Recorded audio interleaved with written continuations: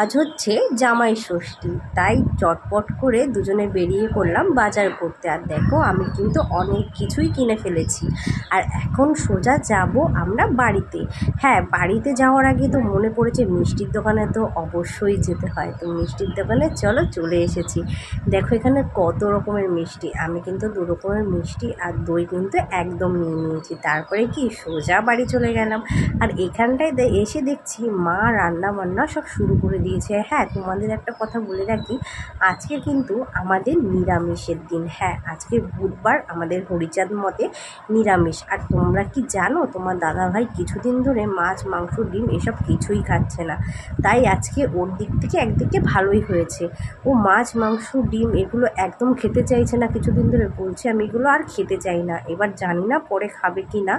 আর যাই হোক, এখানে দেখো মা কিন্তু অনেক কিছুই রান্না চাপিয়ে দিয়েছে। এখানে কিন্তু পনিরটা ভেজে নিচ্ছে, আর এখানে কিন্তু চালটা ধুয়ে রেখেছে, আর ডাল অলরেডি হয়ে গেছে। মা বলেছিল ভেজ ডাল করবে, এদিকে আবার বললো যে থাক নর্মাল ডালটাই করি, যেটা মুগের ডাল। আর এখানটায় দেখো মশলাটা করে রেখেছে সুন্দর করে। আর এখানটা কিন্তু মা আলুর দম করা হয়ে গেছে, তার সাথে আলু পনির একটা সুন্দর করে নিরামিষ করেছে। আর এখানে ফ্রাইড রাইসটাও কিন্তু হতে চলেছে। হ্যাঁ, এখানটা কিন্তু বসিয়ে দিয়েছি 2টো চাল। আর এখানে আজকে মিক্সড ফ্রাইড রাইসটা হচ্ছে। মা সুন্দর করে দেখো এখানে আবার সুন্দর করে ভাপটাও দিয়ে দেবে। আর এখানটায় এখন থাল সাজানোর পর্ব হচ্ছে। আমার মেজো বোন যে ও থালটা সুন্দর করে সাজাচ্ছে, মানে 5 রকমের ভাজা, মিষ্টি, তারপরে হচ্ছে আলুর দম, ভেজ ডাল, যেটা ভেজ ডাল তো না, মানে মুগ ডাল আর কি, সরি।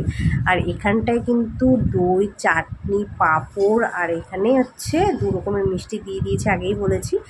আর এখানটা কিন্তু আলুর দমও হয়েছে। হ্যাঁ, আর এখানে দেখো কত সুন্দর করেও সাজিয়ে দিয়েছে, দেখো পাঁপড় ফাপড় সব দিয়ে।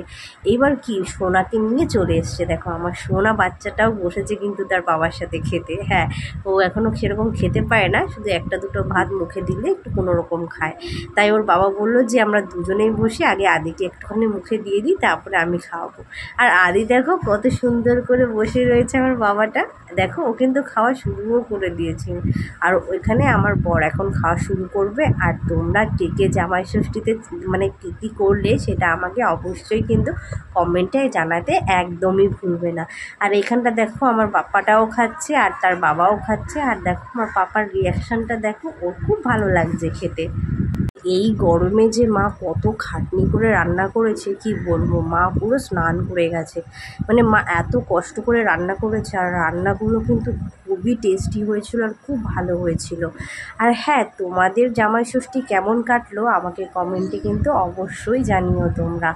আর আজকের দিনটা কে কেমন কাটিয়েছো সেটাও কিন্তু শেয়ার করতে একদমই ভুলো না। আর চলো আমরা জামাই ষষ্ঠী খাওয়া স্টার্ট করছি এবার। আর তোমরাও সুন্দর করে জামাই ষষ্ঠী পালন করো, খুব ভালো থেকো, সুস্থ থেকো। আজকের ভিডিওটা এখানে শেষ করছি।